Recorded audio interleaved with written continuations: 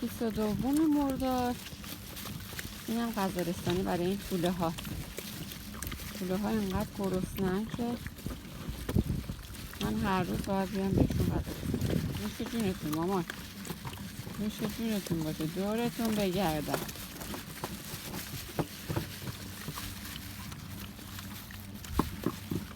چی مامانی نیاد مادر؟ دست در نکنه، تشکر میکنی. قربونت برم مامان، نوش جونشون، نوش جونشون. خب برم بازم براتون اسکلت. غذای پخته خوردیم، برم اسکلت بیارم. اسکلت غذای پخته هم خوردیم، دارن اسکلت هم میخواد. نوش جونتون مامان، دورتون بگردم خوشگلای مامان.